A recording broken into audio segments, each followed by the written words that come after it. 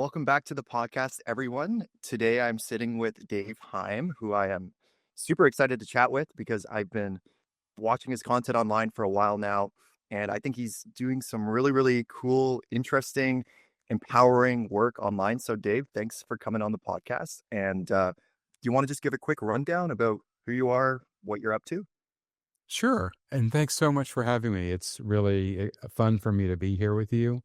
I'm also watching your journey and seeing how it is that you're developing as a content creator and as somebody who wants to make a difference in the world. And so thank you. And I'm really honored because that's what my path is about is I'm the guy who's gone from trying to make it work the old school way because I was taught the old school way of, get a job, do good at the job, get appreciated, get taken care of, to breaking free of those old thoughts and beliefs and trying to do something more authentic for myself, something that I feel is a higher calling, something that I feel is more helpful to the world right now as the world around us sort of disintegrates in various ways.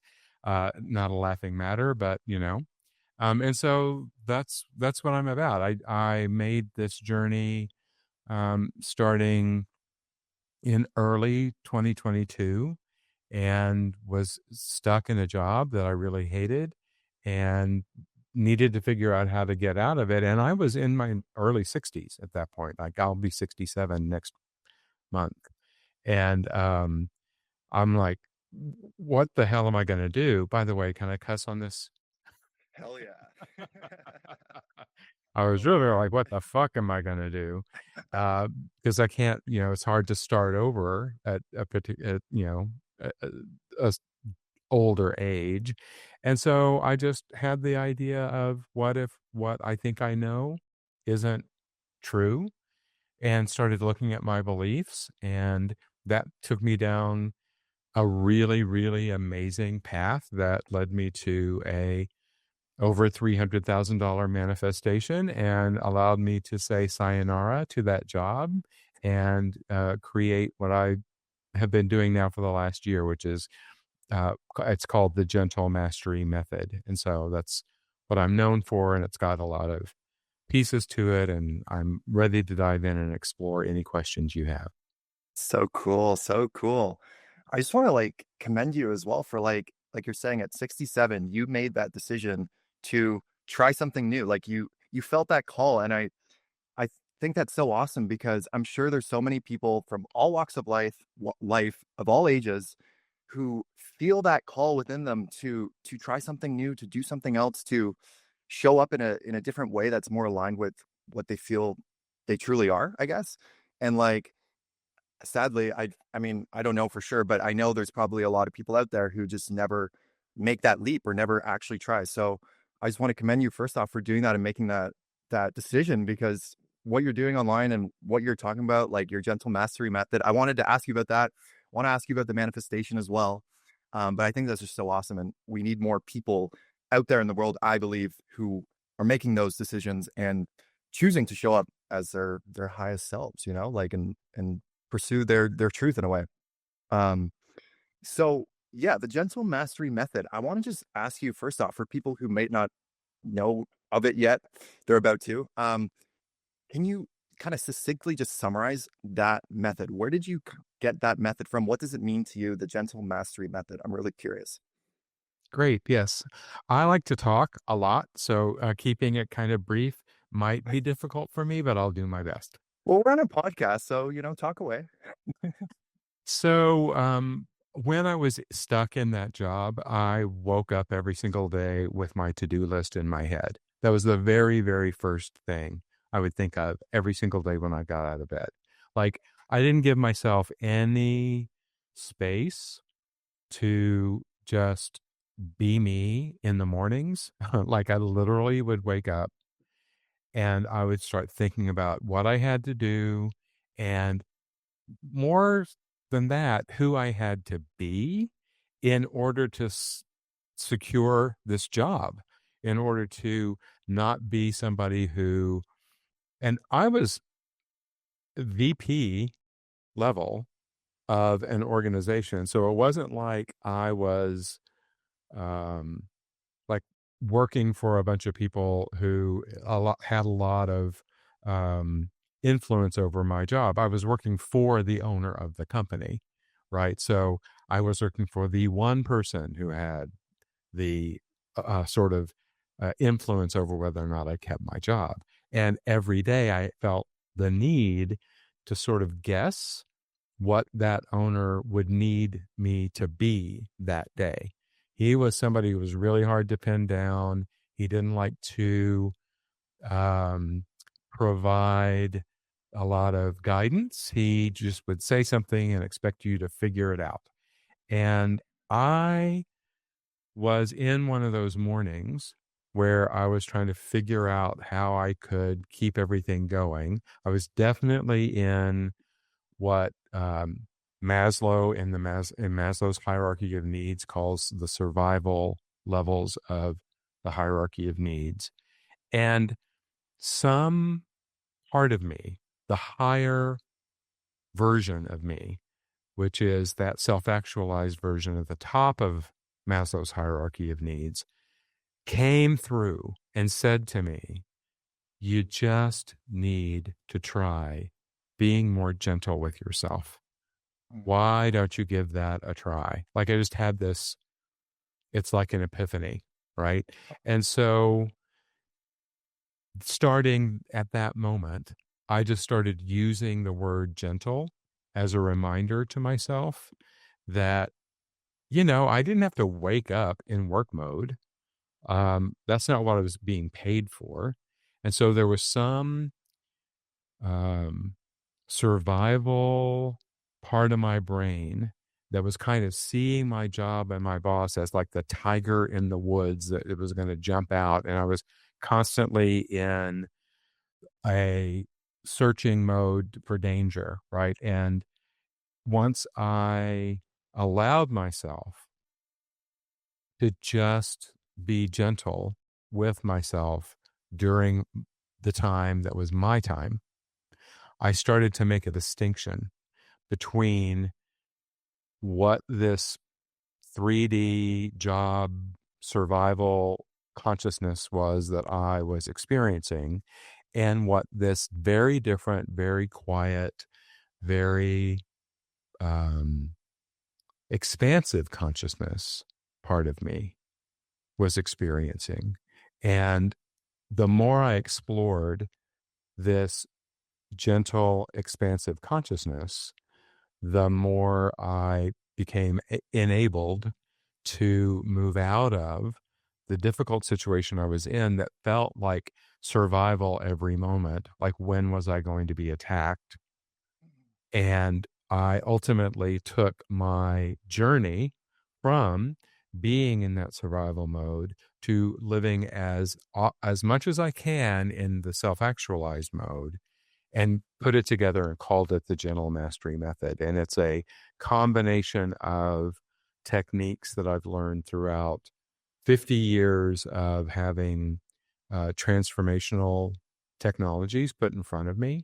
I have an interesting history with those in that in the 80s, I worked with a guy named Werner Erhard, who was known for creating something called EST that then became the Landmark Forum. It, went on to do some other things. And then in the 90s and 2000s, I worked very closely with Robert Kiyosaki, who is the rich dad, poor dad guy.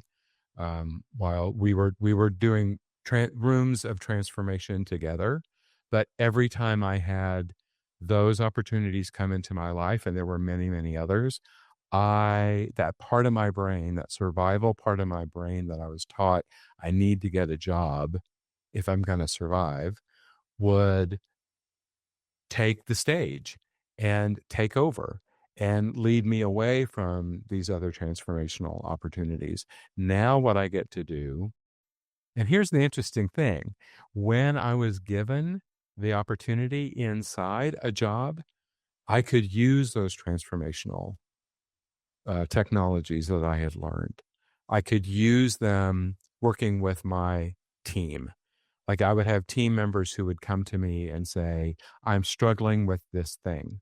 And I would know because of what I had learned through a lot of different paths, how to counsel them, how to coach them.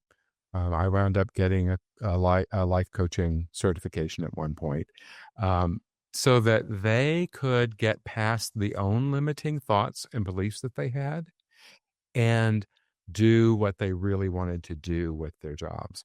I was just never able to do it for myself until this higher version of me spoke to me one day and said, be more gentle with yourself, Dave. And so now I've pulled all of that stuff together and I have the General Mastery Method, which includes the manifestation piece, and it also includes something I call legacy activation. I tend to work a lot with people who have had um, a lot of success on the 3D side. So they have big bank accounts, is basically what they have. And who doesn't want a big bank account, right? But when you've got a big enough bank account, that kind of gives you a place to stand to say, "Eh, couldn't I be here for something bigger, for something greater? Couldn't I leave more than just a financial legacy? Couldn't I do something to help the world?" And the thing about those people who have the big bank accounts is they typically don't have the resources to help them unlock what's inside them that's waiting to help the world, that's waiting to be that higher version of themselves. And that's where I step in. But I can do it with anybody. Wow. Wow. So many tangents I feel like we could run with there. Um, that sounds amazing, and I love hearing your story. Like, one thing that comes to mind with what you just said there is like,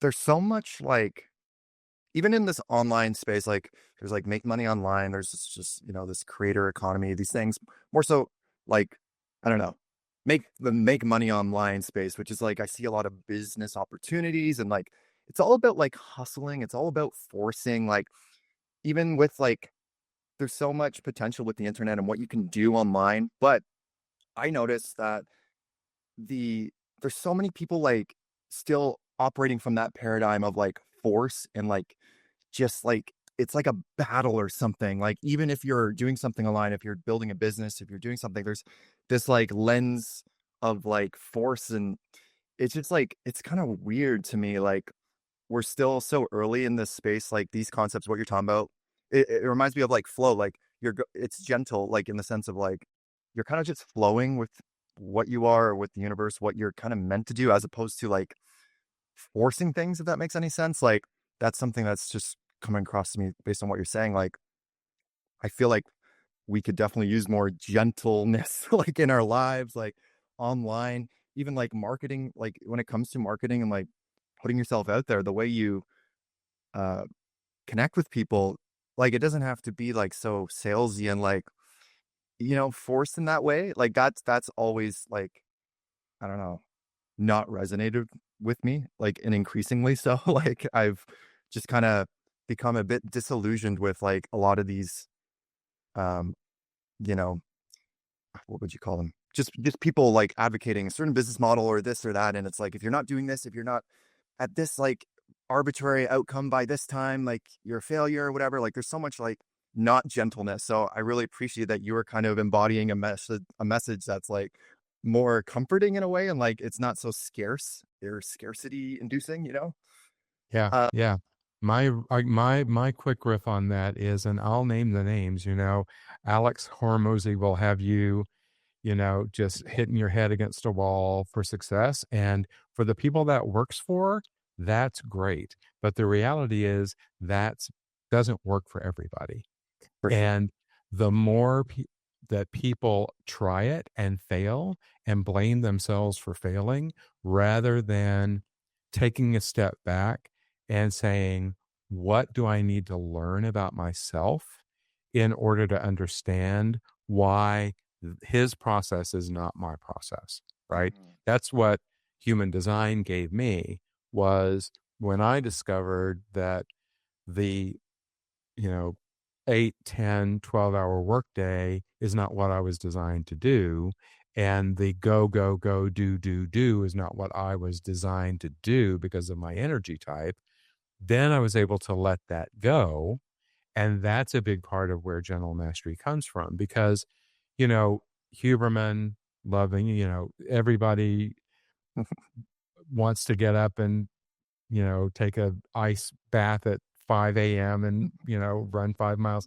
And again, for the people that that works for, that's great. But I wanted to be a voice out there for the people that doesn't work for and say, there is a gentler way. And I have used it in my own life and in my own business because it's not, yes, you said flow, and flow is the exact best term to use because when you are in that authentic, energetic space of who you really are, and you're not coming from push, but you're coming from flow, then you are accomplishing, you are doing. It's not like I'm saying, sit back and don't do anything.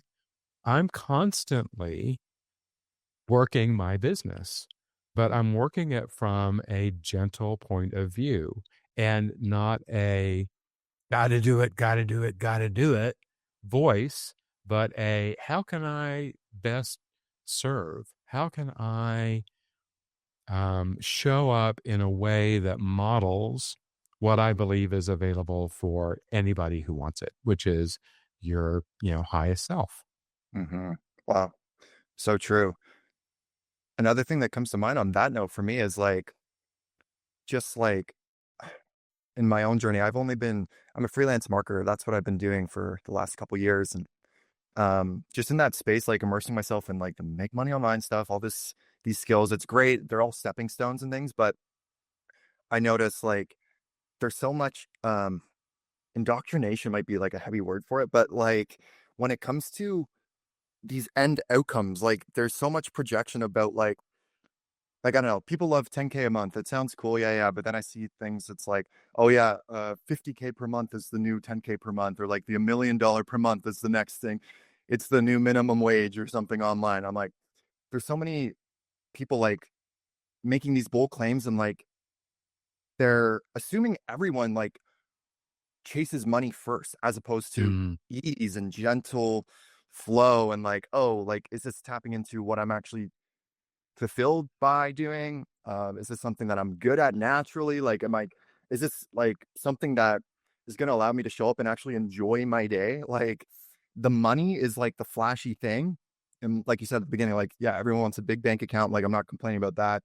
I want more money too. But like, a lot of the voices online seem to be like just focused on the end outcome, like the monetary amount, rather than yeah, what is it? What am I called to do? Like, what am I good at? What do I like doing?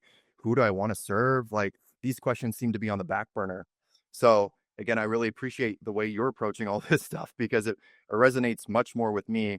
And I'm sure for the people that you serve who have a lot of money in the bank are so appreciative of what you're doing as well and like helping them step into that version of themselves that is like allowing them to do what's going to fulfill them on like a soul level. Also, I wanted to shout out I know you released recently the Gentle Mastery Method Manifestation Guide. I think I said that right. Yeah. I just wanted to plug that real quick in case someone's, resonating with what you're talking about here already. Because I just started going through it. It's a long document, but super value packed. And yeah, I just, there's so much we could talk about, I feel like. Um, One thing I wanted to ask you about and this is just something I noticed in my own journey, is the, like, importance of identity, like, one's identity and how that kind of shapes how you show up. So, quick rundown about me, like, from the human design standpoint, I've learned that I'm a manifester. So, I've learned that and you can correct me if I'm wrong, if you have any tips for a manifester, I'd love to hear it. But, I've learned that I kind of am meant to initiate things, which is interesting because for the longest time I haven't done that. I've kind of hidden away. I've not shown up. I've been timid at times, but I'm stepping more into that role, I would say, which is cool. But even still, starting a podcast, before I put out my first episode, there was so much resistance. It came to me as an idea of like, oh, that's something that like would be cool to try. Like, not because I want to make this money from it, not because I'm attached to this outcome, that outcome, but like, hmm, that that sounds kind of cool to try. Maybe I could do that. But up until that point, there were different signs too that made me think that that was something I wanted to do. But even still, my identity was so like, I don't know, trapped in a way or something. Like I was fearful to step into that role, if that makes sense. Like, so I wanted to ask you, like, how how would you say how important is identity, would you say, when it comes to stepping into this new version of yourself, like that transformation, how important is identity? Like, that's kind of an open-ended question, I guess, but you know what I mean? Like, how important is identity based on your experience, your clients you work with? Like, yeah, what's that process like of like stepping into the new identity? Because I'm realizing it's more critical than I previously thought. Yeah, I'd be happy to speak about that. So I also want to ask you, with your human design, you said you're a manifester. Do you happen to know what your profile lines are? My And pro I can keep talking about identity while you look that up, if that'd be helpful. Is it on the I actually have it open right now because I Yeah, yeah. maybe would talk about it. Yeah, Um, so somewhere it'll say profile, and it'll say something like, 5-1 or 1-3 or oh, uh, 4-2, 5-2. 5-2. Yeah. Okay.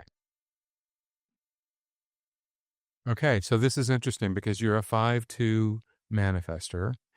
Um, I want to dive into that for just a second, and then we'll talk more about identity. So, yes, manifestors are here to ideate, not to make things happen. Right? So the way manifestors make things happen is they inform other people. So most people in the world are um, one of two energy types: generators or manifesting generators. Those generators and manifesting generators are the people who are here to do the things that you ideate, but they can't do it without you informing them, right? Mm, So I don't know how that's going to look in your life, but the 5-2 part of it is that you can walk into any group of people and understand exactly what that group of people needs mm, in order to succeed at whatever their task is. Okay. mm, So you can use your manifesting talents, your manifestor talents, because it kind of means something different than manifesting, right? So your manifestor talents can be used in group situations by you informing them of, here's what you need to do to solve the problem. And I can see it really clearly. mm, The line two, because you're a 5-2, the line two part means that the way that you regenerate your own energy and the way that you come up with, this is also one of the ways you come up with the ideas that you are the manifester for. So one way is through these groups, right? So you might walk into a group situation and you might see something brand new that needs to be created, and then you can just inform, okay, if you guys want to make this thing happen, here's what you need to create, right? But you also have a way with your line two of going into seclusion. So you have a need to be on your own from time mm, to time. That's how you get grounded. That's how you get your energy back.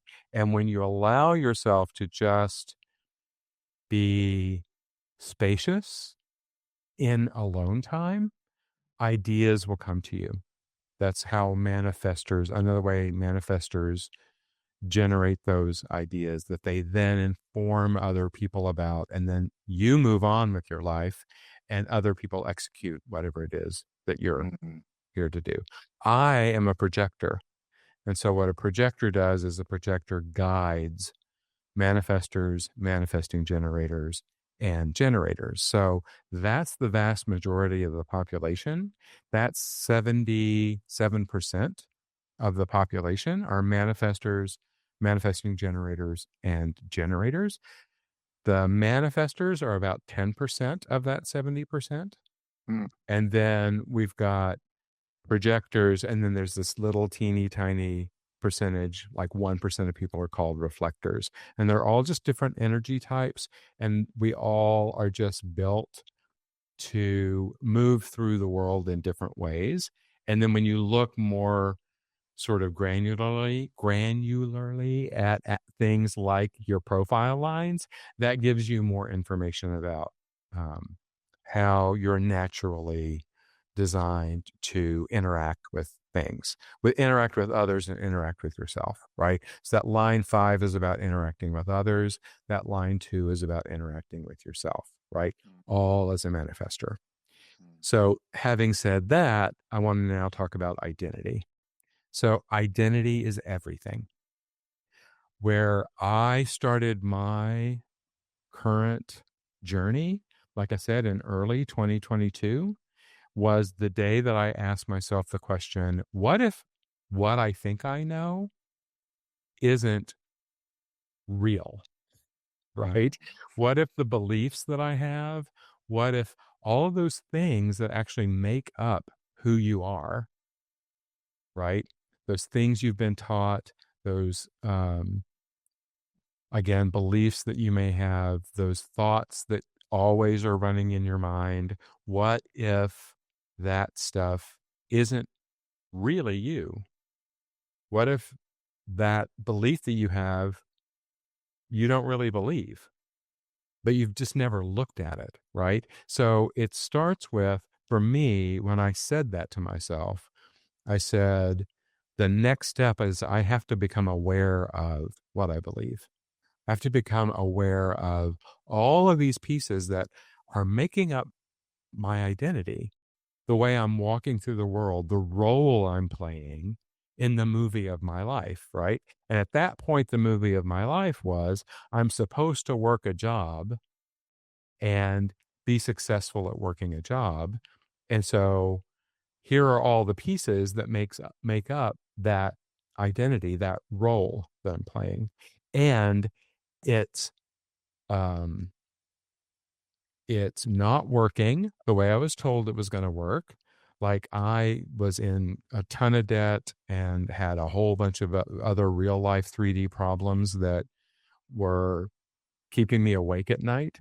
And I was reliant on somebody else to keep me paid, right? And that was the identity I had. What I had to do is shift into the identity of who I wanted to become. And in order to do that, I had to understand who that is, what that would feel like. That's a really important part if you're not there yet in the Gentle Mastery Method Manifestation Manual. Um, it's that feeling it.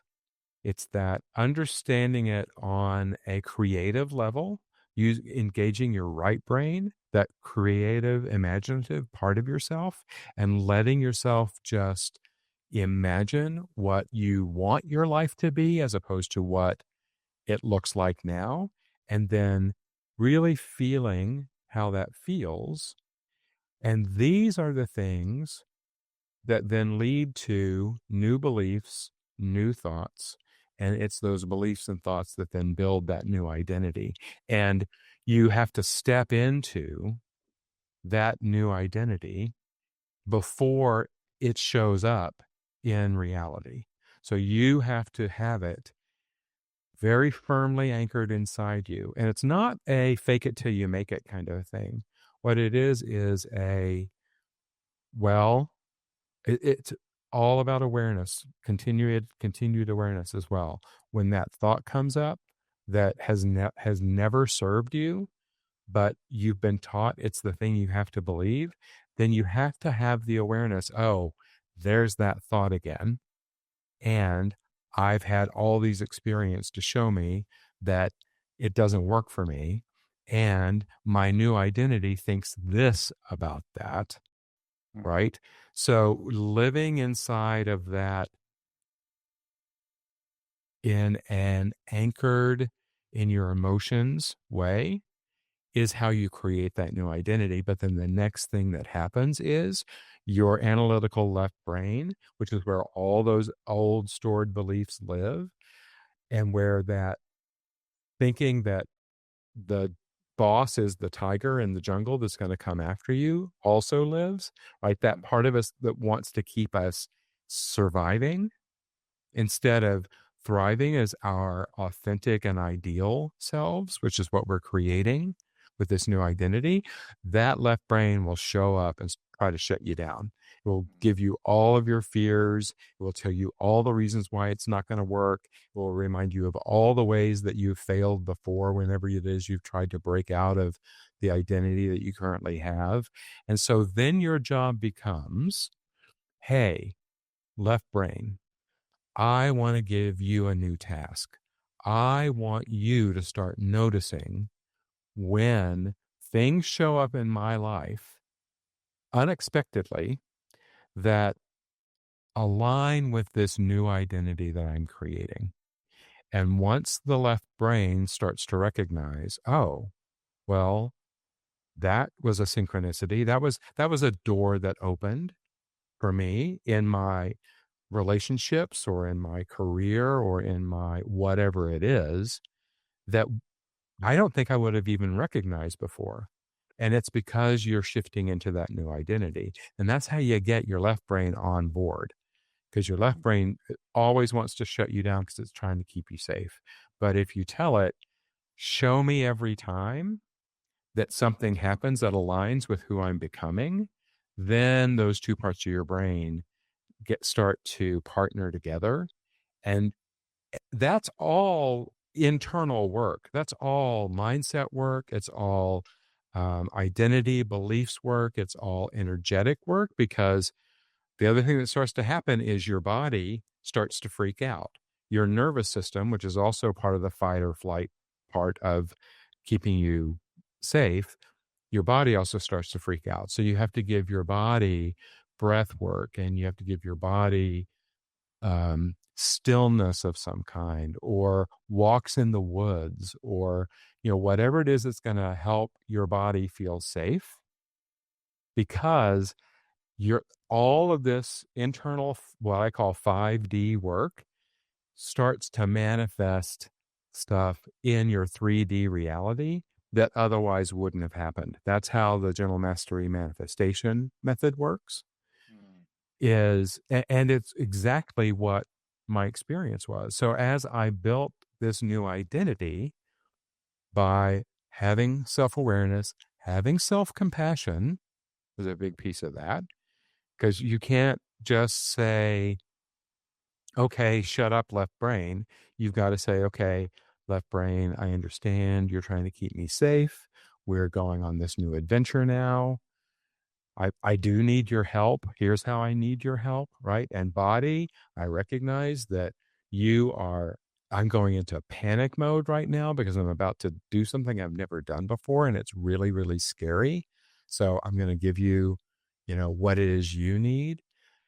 I, those things happened for me. And so I developed the process with a lot of help from a lot of teachers and a lot of experience of how do I manage all of these aspects of myself, the aspects of myself that are trying to keep me safe, but in reality are keeping me in the survival levels of the hierarchy of needs, and not allowing me to cross that invisible border into the self-actualization level. Because my new identity was a self-actualized version of me. And what that means is living at my highest potential, telling the truth, my truth, no matter what, right? No matter how the world was going to hear it, and understanding that I could still be safe while doing that.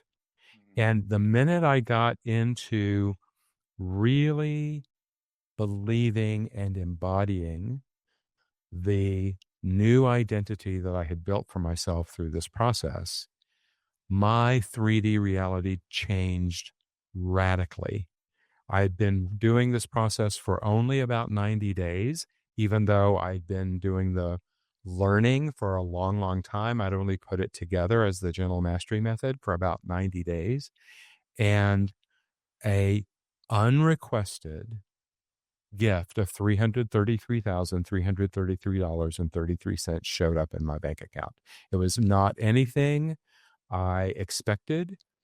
Uh, while I was doing part of my new identity was somebody who had enough money to take care of all of the issues in my 3D world, all of the debt, all of the um, home repairs, all of the, stuff that we need in order to feel safe to survive, and also enough money to give me a runway to transition from the job into my new life, my new identity.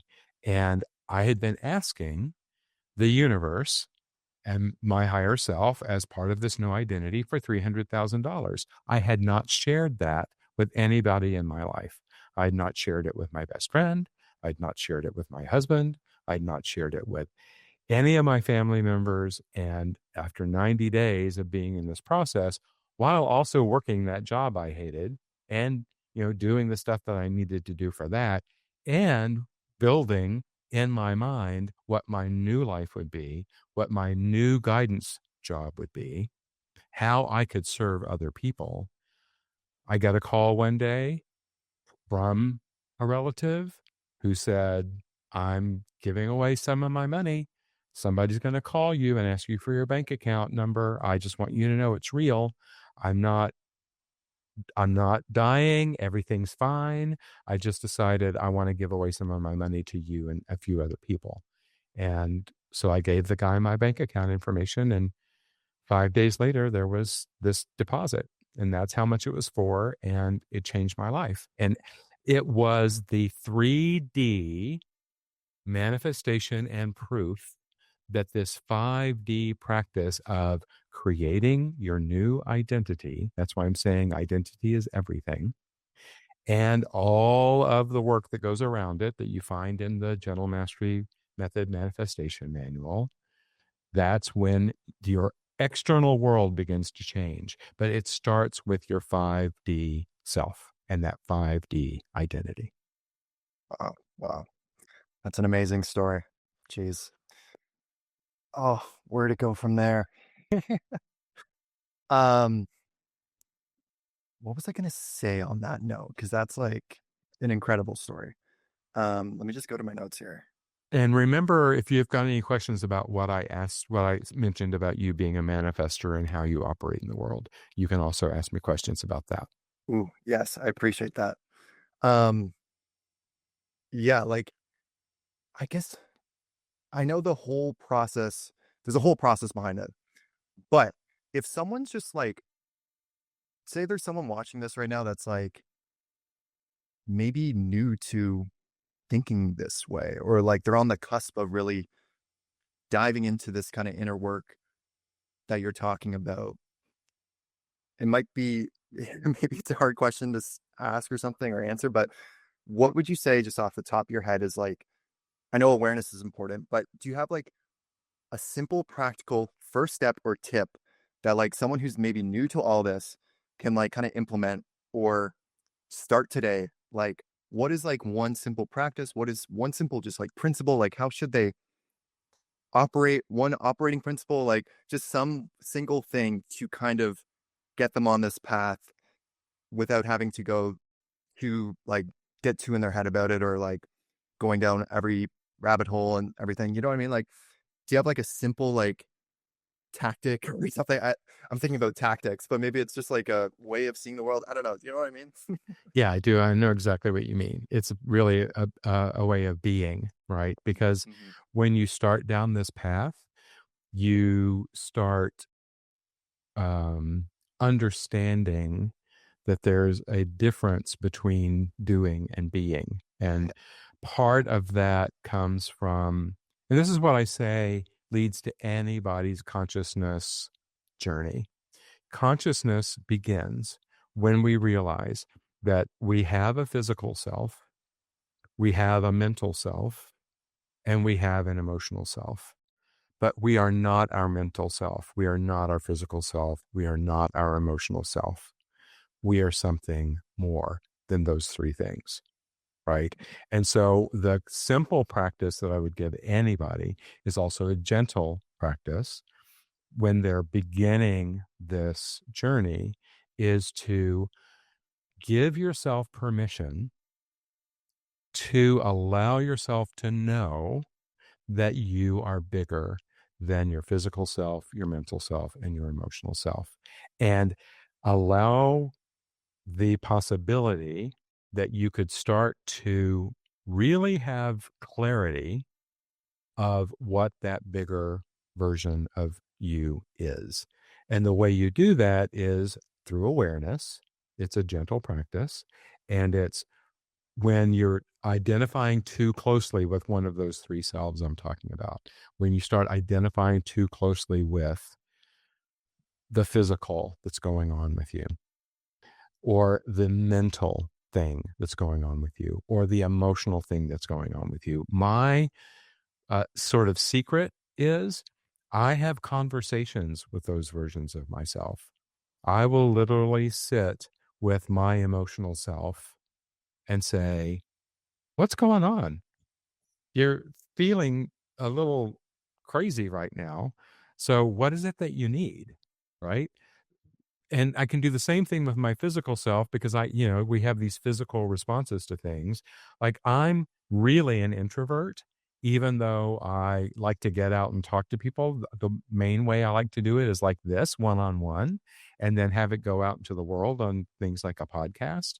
But if I'm in a group of people, I feel my body start to go, I'm going to panic. And it's not like I'm going to panic and fall down on the floor or anything, but it's just like I get so identified with what's going on in my body that I lose track of that I'm actually a bigger being than what's happening in my body. So I have to have a conversation with my body at that point. I have to have the awareness of what's going on. Then I have to have the awareness and the choice of, okay, body, I feel you. I know that you don't like being in this kind of situation. Can we hang out here for 30 more minutes? And if you're still feeling bad, we'll go. Right. Mm, So, I mean, that's to me, now that the way I explain it may sound very complicated, but there's got to be a few gems in there somewhere that people can pick up and say, yeah, I do notice that I am no longer really identifying all the time with my physical self or my mental self or my emotional self. I do recognize that I am a consciousness that is beyond those things. And it's really easy to connect with that consciousness when you are in stillness, when you are in nature, when you are like, I live in Texas and I live in Austin, Texas. So it's a city, but there are places in Texas that you can go to where there's so little light that the nighttime sky, you feel like you're floating in it. And whoa. that's your consciousness speaking. That's your conscious self that's saying, you are part of this greater universe. You're not just your body. You're not just your emotions. You're not just your thoughts. Yeah. And the more that you can acknowledge that, give yourself a lot of self compassion for it, because it's really sometimes very difficult to move out of all of the things that we've taught. It can feel a little bit like a death, right? Mm-mm. And so just be with yourself with a lot of compassion and let yourself know that you're going to be okay and that you don't have to figure it all out today. Like, I woke up as a conscious being when I was 5 years old, but then I saw how the world was operating around me, and I recognized that I needed to play the same game that everybody else was playing. This kind of goes back to what you were talking about before with the 50,000K is the new 10,000K a month, right? That's the game that we're all playing to trick ourselves into believing that we are the physical, mental, and emotional selves rather than something bigger than that. And so you have to allow yourself to no longer play the game. I played the game up until early 2022, but I had so many opportunities to step out of it with the people that I worked with prior to that. But my beliefs, that identity that I created, because it was so important to my parents that I, graduate from college and get a good job and all that stuff, right? I was still trying to prove myself to my parents.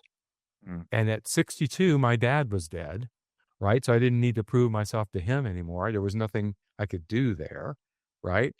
But when I recognized that, then I'm like, okay, what else is there? There's this consciousness thing. There's this part of me that I feel when I'm alone in nature. There's a part of me that I feel when I'm sitting in stillness in a guided meditation, right? mm, There's a part of me that I feel when I use breath work to still my body and make my nervous system feel calm and safe, right? And that safety is no longer coming from the getting the $10,000 a month. That safety is no longer coming from getting up at 5 o'clock and taking an ice cold shower, right? That safety is coming from, I know that I am a being who is larger than this life, this game that I'm being told I have to play. mm. That's so powerful. And it really is like, I feel like like even very recently, like I'm starting to see that in myself, like detach from those old stories that no longer serve me and really cultivate that awareness. And I'm just thinking of how much of like a paradigm shift it really is, because even though seconds ago I was asking about tactics, but I knew like it's not necessarily about the tactic itself, but it's a new way of showing up in every moment, embodying something different than what you've embodied unconsciously for so long. But it really is just such a paradigm shattering thing for me. Um, but recently, yeah, like I can tell when like there's been moments where a thought comes up or some negative story or whatever. And then, like you said, it's like about being recognizing you're something bigger. And like, to me, it sounds like even like the bigger person in a way. Like people say, oh, you got to be the bigger man or something, or the better man. I don't even know. The bigger person or whatever that phrase is comes to mind as well, because it's like sometimes for the longest time, I've in the past had that negative story come up or some limiting belief. And then I'm like engaging with it like we're on the same level and like I'm fighting it with resistance because I'm like, oh, negative thing. Then it's like, hey, now I'm critical of this negative thing. And then it's like, oh, I'm always critical of like there's like criticism, negative thing, criticism of the criticism. And it's just like a battle with the self or these stories. And it's like, wait, what if I'm just not that? And like you're saying, welcome that in, welcome that emotion in, whatever that story is, like sit with it. And what comes to mind on that note as well is like how important I'm noticing for myself it is for me to kind of step into nature more, to do the breath work, to do meditation and like create that stillness because as you know, there's in 2025, there's so many ways to just distract yourself and to hide from ourselves or those stories and those limiting beliefs like scrolling or junk food or whatever people turn to, including myself. Like, there's so many things to kind of put that stuff to the wayside and just, it- I feel like for the longest time I went without like realizing this. Like it's been taking a while. Like I've been reading the books, I've been learning and just like watching content and stuff. And it's one thing to like hear like, oh yeah, you are not your thoughts. You were da da da. Like, but like it's another thing to like wake up one day and be like, oh wait, I actually just yeah, I just caught that limiting belief. And I'm like, wait, that isn't what I want to believe. That isn't what I believe. So why is that? I don't have to fight it. Like you're saying, I don't have to fight it. I can just sit with it and be like, hey, I'm here for you. What is it you're trying to express right now? What is your need? Like we don't have to continue the fight and the battle and the resistance. Um, and that's the thing that comes to mind too, because I feel like even I don't know, I don't have anything against hustle bros and all these like just whatever grind, but like I don't know. I think of like Andrew Tate or someone who in the past few years has been like super like talking down to people, like, kinda making people feel a lot of shame, I feel like, if they aren't a certain way, if they're having those stories, and it's, like, the opposite of being gentle with ourselves, so, again, I think we need a lot more gentleness in our society, so, again, I appreciate you for sharing your voice and putting this message out there because it's so important, I feel. Well, thank you very much. And here's what I want to say. You mentioned being the bigger person, and being the bigger person starts with being the bigger person for yourself. Mm, This is what you're talking about. So that when you see that the resistance comes up, that you don't blame yourself for the resistance, but you yeah, accept that the resistance is a part of who you are. And the more that you're able to embrace that, acknowledge it, and accept it, the less power it will have over you, right? But you can't ignore it. You can't mhm, pretend like it's not there. And look, when you get into, I also have nothing against the 5 a.m. bros because their stuff works. And look, I drink Dan Coe's Kool-Aid. He is he is a legitimate genius. He is one of the people who started all of this. I've never once seen him say, you got to do it the hard way, right? mm, He says you got to do it the authentic way. You've got to figure out your identity. He's a master about identity, right? He doesn't talk about it necessarily in a 5D way like I do, uses different language, but he's very, very good at it. But when you start talking about your Andrew Tates and you start talking about your people who use hatred or use shame, they understand how every one of us lives in a spectrum of conscious frequencies, mm, right? So that gets into David R. Hawkins and his map of consciousness, and I'm not going to go down that rabbit hole. I'm only going to say that we all have shame and anger and all of those lower frequency emotions inside of us, and the job is not to overcome them. The job is to understand ourselves through that, love ourselves through that, because when you get to the higher frequencies of the map of consciousness, we all have those as well. And they are about peace and they are about love. And, you know, somebody who wants to activate your lower uh, frequencies of consciousness, your shame, your regret, your guilt, your all that, all that stuff, they're a master manipulator of all of the lower things that we all have in us.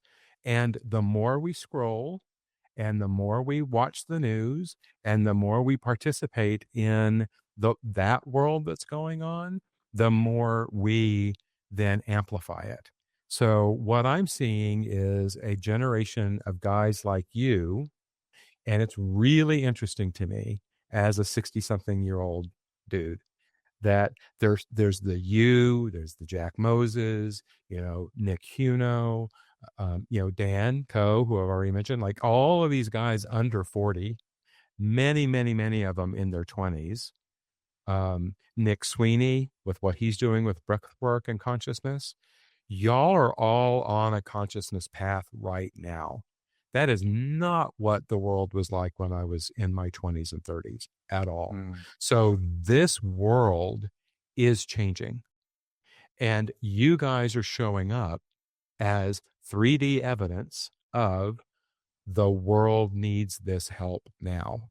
The world can't continue with the Andrew Tates, right? mhm, So we need and this is part of what I'm here for, is we need the voices that come out that say, whoever is listening to this, if you have even an inkling that there is something greater inside you that does not need to be shamed, that is here to be helpful to humanity, even if it's just your next door neighbor or the person that you work with, right?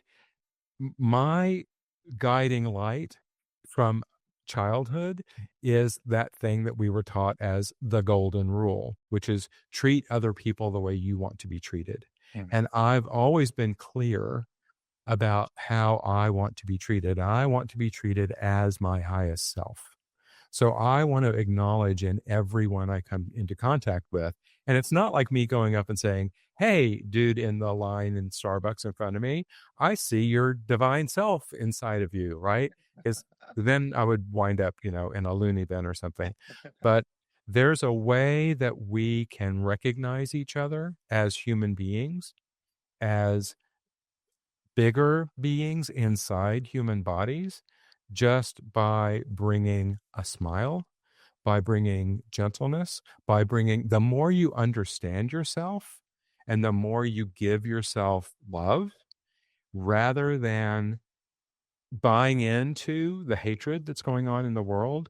That's then what we broadcast. That's then what we radiate.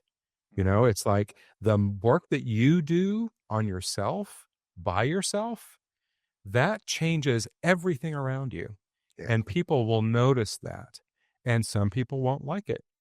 It's not going to be for them. And that's okay. I'm not here to change everybody. I'm here to help the people who want to be helped, right? Hmm. To guide the people who are looking for the guidance, right? And who resonate with whatever it is that's coming out of my mouth. And the more you're able to get your word out there on whatever your platforms are, the more people are going to find you and start to resonate with what you have to say, right? That's what we're here for.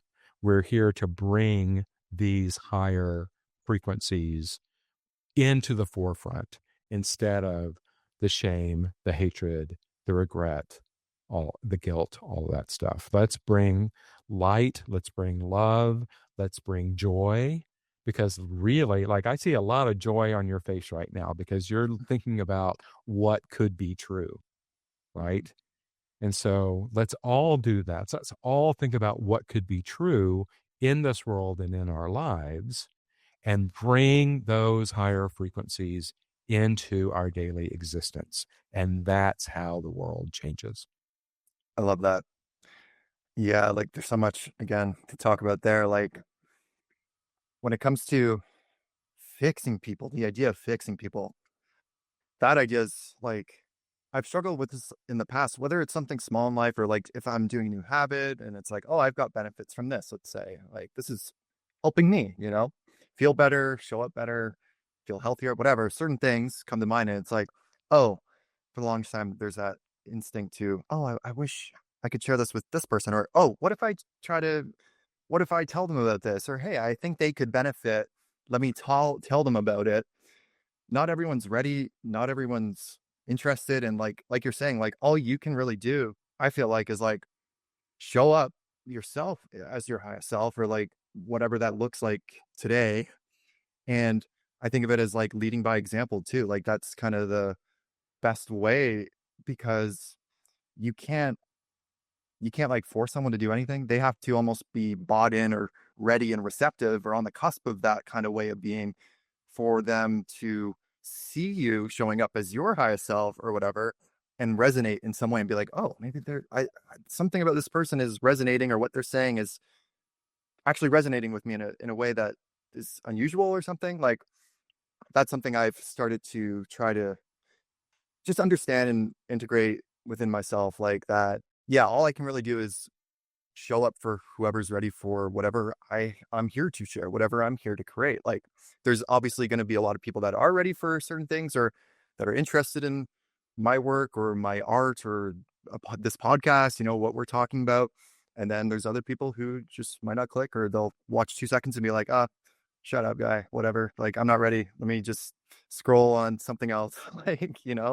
So, yeah, that's definitely, I feel like, especially as someone who's only starting to really show up online and finally get some reps in creating content, putting my voice out there. I feel like what you're talking about, it's a really empowering way to go about doing stuff online and putting yourself out there because, yeah, we can't expect to like help everyone or even just connect with everyone, not even about helping, but just simply personality. there's a bunch of people that would think I'm annoying. But then for however many people that think I'm annoying, there's probably a bunch that think I'm kind of cool or something. I don't know. Like there's I can't expect to please everybody at every given time. So that's really like powerful, I feel like, especially as someone who's like I'm saying, like starting to do things online.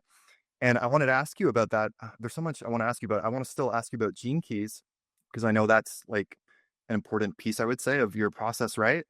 Um, but I wanted to ask you, as someone who's chosen to show up online and start, building your business online. I know you have your own podcast and you do YouTube.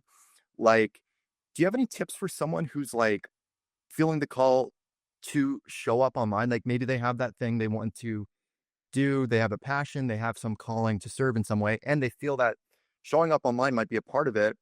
Like, do you have any tips or like again, I'm going back to tips and tactics or something, but like what lessons maybe have you learned? Are there any lessons that you've learned maybe early on your journey as you've begun to create online that have kind of helped you or like that might be helpful for someone else on their journey if they've never posted a piece of content? Like, is there anything there you can speak to? Yeah, I actually can. Um, what I would say about that is your first 2 months of whatever you do is gonna be crappy. You're gonna look back on it and go, "Oh my god, what was I doing?" And you have to do that. You have to do those first 2 months. You just have to do it. And what you don't have to do, and this is something that I've actually, over the last couple of years that I've been creating content, I finally am giving myself permission to not try to be everywhere. You Mhm, know, I am everywhere, but I'm about to only be on YouTube, Substack, and LinkedIn, even though I've got really great networks on a lot of other platforms. And I had to learn that. I think everybody has to learn that. Um, go with where your energy feels congruent, where you feel like, okay, this works for me, right? So you're doing YouTube. I watched your most recent solo where you were out in sort of in the woods by the river and you were talking about, learning about the thing is different from doing the thing. mhm, And just, you were just speaking your truth. And it was very raw, very like unedited, which is great. And you have to go through that stuff. And that may wind up being your power move, right? Because when you let's talk a little bit about your human design and how that plays out for you in your social media. And that's something I would recommend everybody do is go take a look at your damn human design, because it has an impact on how you show up. Um, you said lead by example, and that's exactly what manifestors are here to do. You're simply here to lead by example, inform everybody about what's going on with you, right? But that doesn't mean that they have to change who they are. But the ones who really get it, they're going to want to know more. And mhm, they're going to want to come after you and say, okay, so tell me more about what it is that you're doing and what a difference it's making for you, right? And that's what we're all here to do online, really. It's not really about post, 7 times a day. And the worst advice for me personally, because I'm not engineered to work this way, the worst early advice is DM people, like DM people and try to get into their, whatever, right? No, don't do that. Just show up as yourself. Know that you're going to probably start out those first 2 months mimicking the people that you have been following. And it's going to take you a while to find your natural, authentic voice. And you're going to be scared as you have the crap scared out of you when you first start posting from that authentic voice and telling your truth, because people don't want to hear what they've been hearing a million times. We already have those people out there who are saying what they're saying. You don't need to mimic them. You've got a truth and a message that's different from everybody else's, right? But it's probably going to take you a while if you're new to it to just get your sea legs in social media, just to understand what's going on. And the thing, the other thing I would say is don't look for virality. Now, virality will happen when it happens, and it may or may not make a difference. I was on YouTube in my podcast, and like, I don't know which podcast it was, sometime somewhere in the first 10 podcasts I did on YouTube, I had a total of 80 followers, which I was very proud of. And I did this podcast about the difference between 5D and 3D. And you may already be living in 5D and not even know it. And that got 18,000 views and took my followers from 80 to 750 in a week. So that's the definition of virality. Has it impacted my how I do what I do or my bank account? No, right? So again, I think I probably over explained because I do like to talk because I'm a self projecting projector. But the idea here is for anybody who is playing around with going online, it's going to feel really uncomfortable for the first couple of months. You're not going to really know what you're doing for the first couple of months. And the whole point there is to figure out who you really are, what it is you really have to say, what the message is, and how you can say it. So true. Um, yeah, like, oh, there's three tangents to go down there. I don't know how much time you have. I don't want to take too much time if you have somewhere to be because we might be at an hour. But I still wanted to ask you about Gene Keys. But yeah, on that note too, like what you said about virality rings true to me because I've definitely seen people who have openly talked about that. It's like, oh, I had the viral post. Oh, I built my whole business or my whole creator channel, whatever, to kind of get viral views and like just anybody. But sometimes or a lot of the time, it seems that that doesn't actually result in like a dedicated, authentic connection with people that are actually there for you. And um, I appreciate that you watched that recent video of mine on YouTube because yeah, I'm getting into that. And I realized for me, as someone who's procrastinated for a while in the past and been in my head about things, I had to just get to a point where it's like, okay, what is like the easiest way for me to show up now and like actually ship a piece of creative work? How can I like reduce all that resistance and just put something out? Because in my head, it's like, oh, I'm comparing to this person with 1 million subs. They have a flashy intro, they have this animation, and they have it everything. But to me, for me to actually output something like that right now, especially when it's like, okay, there's no audience necessarily, there's a small audience, let's say, not no audience. I appreciate everyone watching this, but like, it's easy to get lost in the weeds and be like, oh, I'm going for some perfect ideal, but if that's going to take 15 years for me to actually put out a video like that, I might as well just pick up my camera, walk in the woods, and put my message out there because that's like just that can be the final product. Like it doesn't have to be any specific way. Um, so yeah, I think those are such great tips, like that you just shared.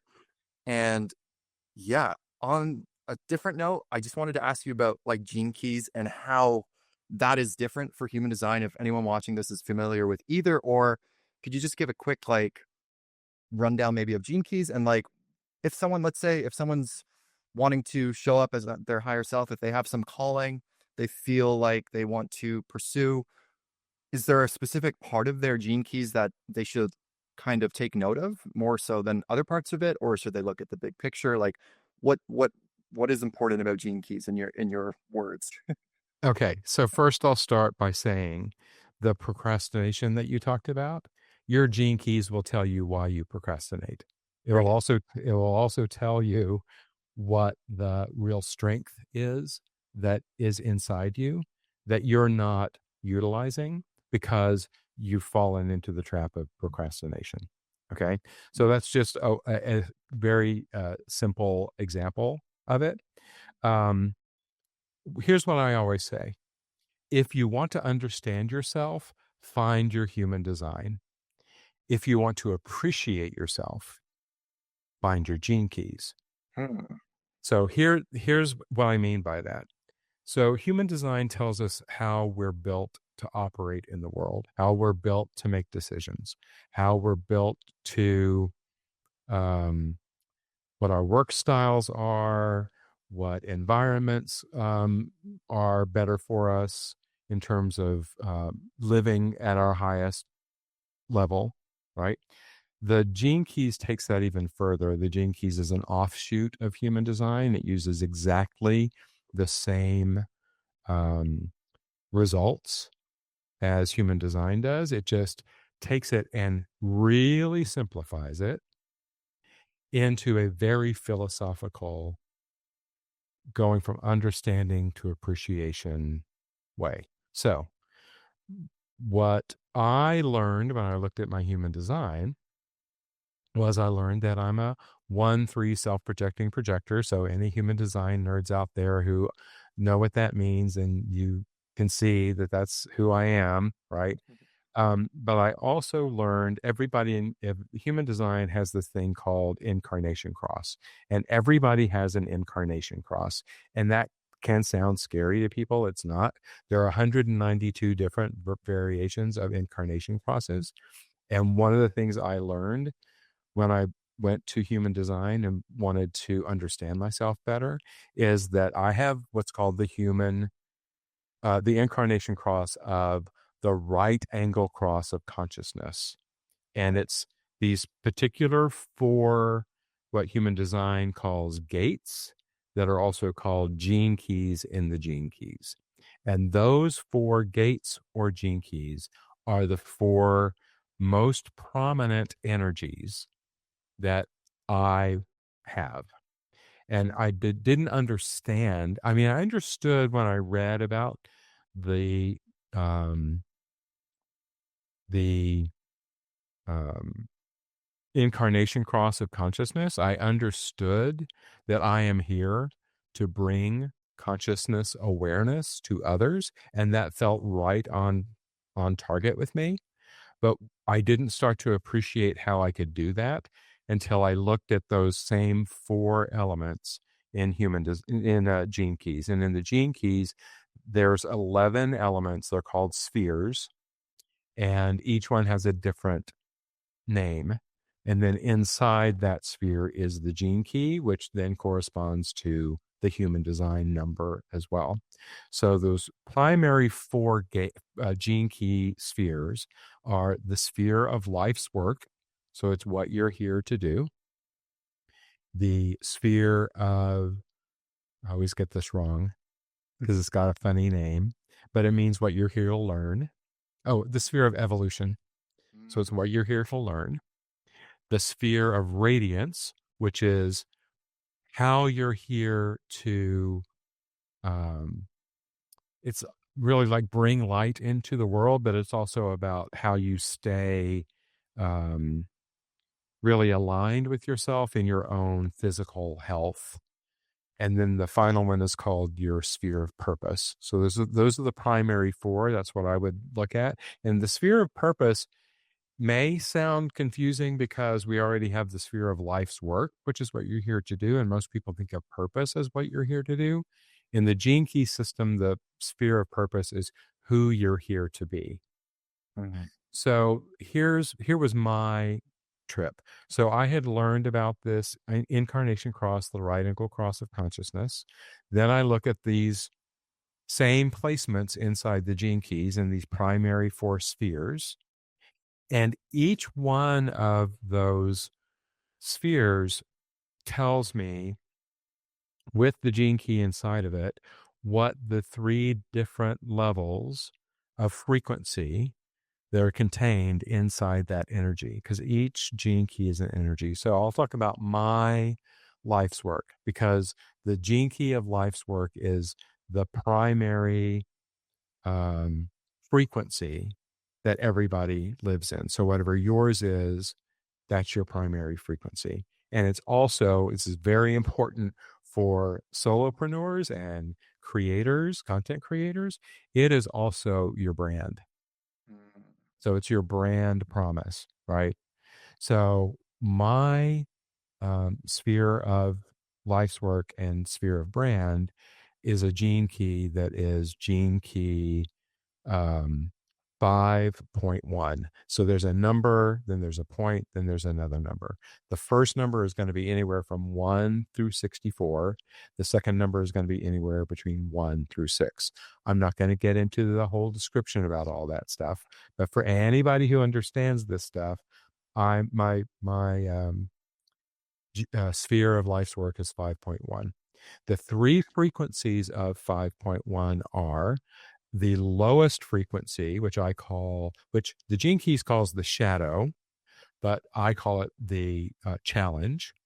It's mm, impatience.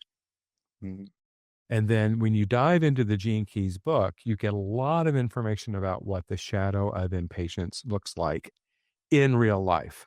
And so for me, the shadow of impatience, and for everybody who has it, it shows up as either pushiness or pessimism, like feeling defeated, right? So when I know that I'm in that shadow energy, because I'm never going to get rid of that shadow energy, it's just going to show up from time to time, and I have to love it and embrace it and let it go in order to get to the higher frequency of the same gene key.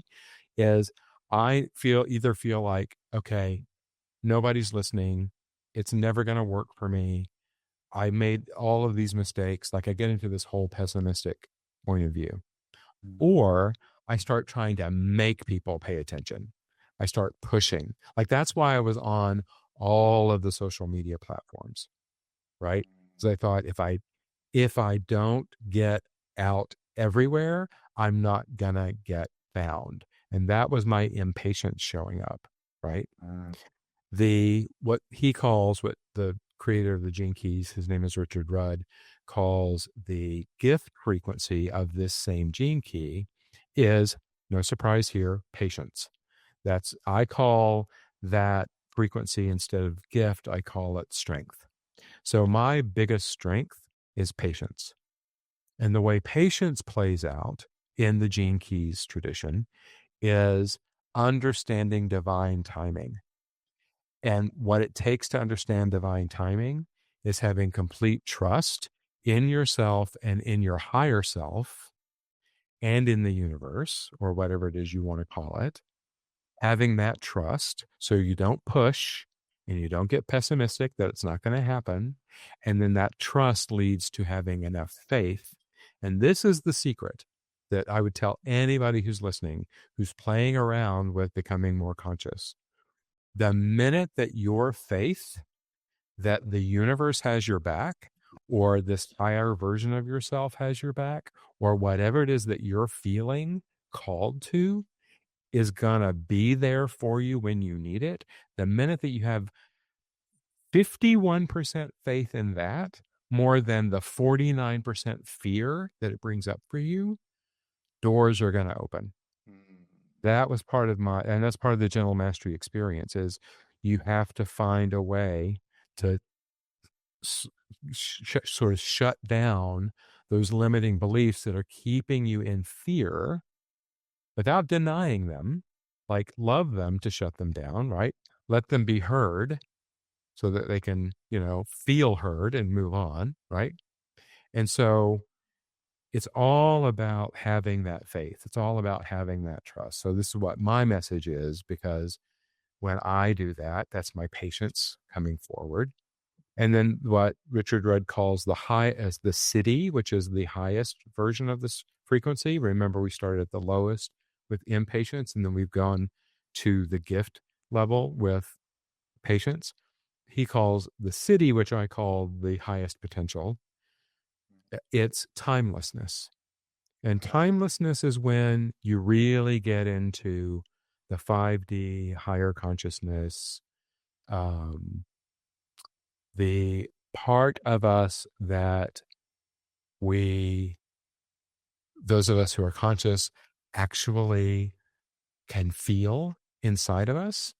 but it almost feels scary to be that big and powerful. So for me, timelessness is I don't need to push and I don't need to be pessimistic because I'm energy. So then we get into quantum physics, how everything is energy, right? And so energy doesn't go away. So I'm a timeless being. And it doesn't need whatever it is that's going to happen, whatever it is I'm here to do doesn't need to happen today. Just by me being who I am, yeah, I'm sending out whatever it is I'm sending out. You caught wind of it and asked me to be on the podcast, right? Other people catch wind of it, and thanks to some of these platforms, like when you put this podcast out, it's never going to go away unless you take it down. Mhm. So my message is timeless, right? And I am timeless. And Mhm. that's hard to grasp because it feels bigger than my 3D experience. But that's the whole purpose of the Gene Keys. The Gene Keys wants to throw you out of your daily 3D experience and have you recognize that there is a much bigger game that we could choose to play. Rather than the 50K is the new 10K a month, we can be playing, I'm actually a timeless being. What am I going to do with that truth? Wow, that hits. That's a very resonant message. I feel like that's almost like a great way to kind of close things in a way because it's such a big idea. Like timelessness is definitely something I think about too. And I think that's so cool that it's a part of like the gene keys. And that is one of the things like, sorry, my cat is just jumping around. She's jumped up. I'm distracted. I don't know if you can hear a little bell, but she's got a bell on her No, necklace. we're Okay, good. good. Um, that's so cool. Yeah, because like when how do I word it? There's like a way to show up online where you're talking about things of today and like what's happening, the trends and things, but I'm thinking about it from that perspective as well. Like, or I'm appreciating what you're saying. Like, wow, yeah, what is it that is timeless? What is one's timeless essence? What is my timeless essence? And like, how would I show up if I'm tapped into that and choosing to operate from that perspective and that form of embodiment, whatever we'd call it, rather than just knock something off, rather than whatever the other option is. Um, yeah, then just operating from like, oh, this is me in my 3D reality, and like this is me, and this is all I know. I'm not connected to anything beyond what is here and what it looks like on the outside, you know? Yeah, that's the power of the Gene Keys. It gives you an understanding of and an appreciation of who you really are, right? And so when you look at your sphere of life's work may not be five, may not be Gene Key five, right? So it may not include timelessness, but whatever it includes, and in reality, we all have all of the Gene Keys because our heritage, we've all you look at who your parents are and who their parents are and all of that through our history, through our ancestry. All of those gene keys have existed somewhere in our ancestry. So Mhm. if you don't have gene key 5 anywhere in your chart, that doesn't mean that timelessness doesn't relate to you, because I can tell that it um has very deeply connected with you, right? Mhm. But whatever yours is in that life sphere, and whatever the city is of that, or that highest version of yourself, there's some aspect of whatever that word is that also connects to my timelessness, right? Mhm. Because the truth is, we're all one thing. The truth is, we're all one energy. Mhm. I think of it as humanity is an ocean and each person is a wave, right? Mhm. We're all the same. We just express ourselves individually very differently. And the gene keys can guide you on the highest way to express yourself. Wow. Super powerful. So powerful. I feel like we've covered so much. I feel like I could ask you so many more questions, but for the sake of brevity, I suppose we'll come to a close. Um, Thank you, Dave, so much for coming on. It was an absolute pleasure chatting with you. And before we go, if there's any, message you want to leave our viewers with based on everything we talked about, I'd love for you to just say your closing piece, but also point people in the right direction where they can find you. If you want to shout out YouTube, whatever, what's the best way to kind of follow you and what you're doing online in this world? Great. Yeah. Thank you so much for having me on, Brad. I mean, it's a real honor. The message I would give really is if you are coming into um, a place in your life where you are embracing a higher version, a more conscious version of yourself, embrace that as fully as you can and allow yourself that gift. Be that bigger person for yourself first, which means accept all of your flaws, accept all of the things that there's guilt, shame, or regret about. Those things are not going to change, but they can keep you, if you get stuck in them, from utilizing your life for what it's here for. And these tools, they're just tools that I'm talking about here. Human design, gene keys, the work that I do in gentle mastery, these are all just ways for you to explore how to accept the parts of yourself that you've been running from and incorporate and start to utilize the strengths that you have that are a part of those things you've been running from. Right? It's an interesting paradox, and it is, like you said earlier, a huge paradigm shift to go from I have to live the way I was raised to live to I get to have any life I want to have. And if you want to explore any of that with me, I talk about it a lot on my podcast, which is everywhere. It's the Gentle Mastery Podcast. On YouTube, I'm YouTube at Gentle Mastery. I'm also the podcast is on Apple, it's on Spotify, it's everywhere. Um, then my website for anybody who really wants to explore working with me is gentlemasterymethod.com. And then everywhere else, I am at Dave Hime. And so that's DAVEHIME. Perfect. I will link those in the YouTube description here. My cat is beating me up. I don't know what's going on. She's like just tearing at my foot. But Saying it's been too long of a podcast. So what I invite you to do, Brad, is when you go back through this, write down your questions that you didn't ask me, send them to me, and we'll do another podcast, and I'll just answer all those oh, questions.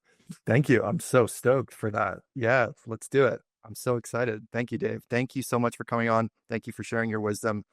And thanks for watching, guys. Until next time, see ya. Peace.